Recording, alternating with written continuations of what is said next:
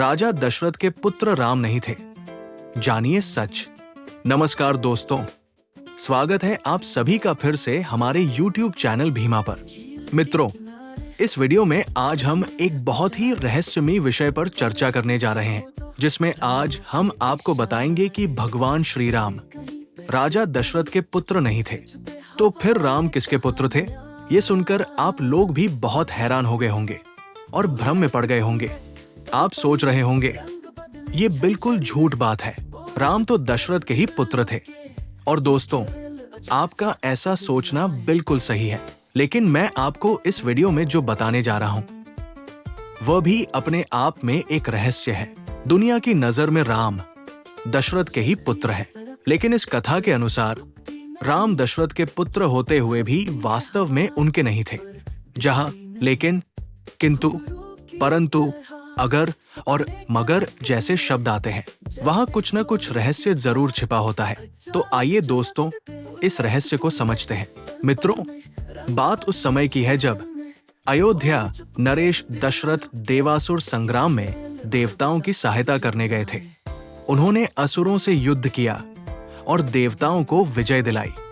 विजय के बाद देवताओं ने उन्हें अपने राज्य लौटने की अनुमति दी। जब दशरथ अयोध्या लौट रहे थे तो रास्ते में उन्होंने एक काले पुरुष को देखा जो उनकी ओर पीठ करके खड़ा था। दशरथ ने पूछा, तुम कौन हो? हमारी ओर पीठ करके क्यों खड़े हो? अपना चेहरा हमारी ओर क्यों नहीं दिखाते? उस पुरुष ने कहा, आप मेरे बारे में मत पूछिए, आप अपने मार्ग से चले जाइए। मेरे बारे में जानना आपके लिए उचित नहीं है। लेकिन दशरथ नहीं माने। उन्होंने कहा, अब तो मैं जानकर ही जाऊंगा कि तुम कौन हो। तब उस पुरुष ने कहा, मैं शनिदेव हूं और मैं आप पर अपनी दृष्टि नहीं डालना चाहता, क्योंकि इससे आपका अनिष्ट हो सकता है। लेकिन दशरथ ने जिद की और कहा, आप चिंता न करें, जो होगा मैं सह लूंगा। आखिरकार शनिदेव ने अपनी दृष्टि दशरथ पर डाली। जैसे ही दृष्टि पड़ी, दशरथ अचेत होकर आकाश से गिरने लगे। उसी समय जटायु वहां से गुजर रहे थे। उन्होंने दशरथ को गिरते देखा और अपने पंजों में पकड़कर सुरक्षित नीचे उतार दिया। जब दशरथ को होश आया तो उन्होंने जटायु का धन्यवाद किया और कहा, मांगो, तुम जो चाहो मैं दूंगा। तब जटायु ने कहा, मुझे आपकी सबसे बड़ी संतान चाहिए। दशरथ ने वचन दिया कि यदि उनकी कोई संतान होगी तो वे अपना ज्येष्ठ पुत्र जटायु को दे देंगे। समय बीता और श्री राम का जन्म हुआ। तब दशरथ ने जटायु को बुलाकर कहा, ये तुम्हारा पुत्र है, मैं वचन के अनुसार इसे तुम्हें सौंपता हूं।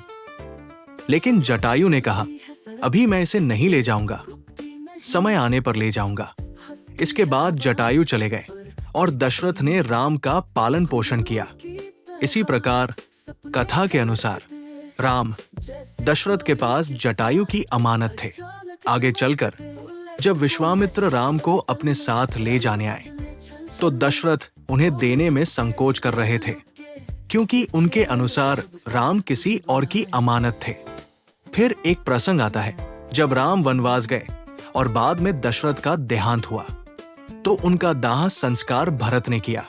दूसरी ओर जब जटायु का निधन हुआ तो उनका अंतिम संस्कार स्वयं राम ने किया।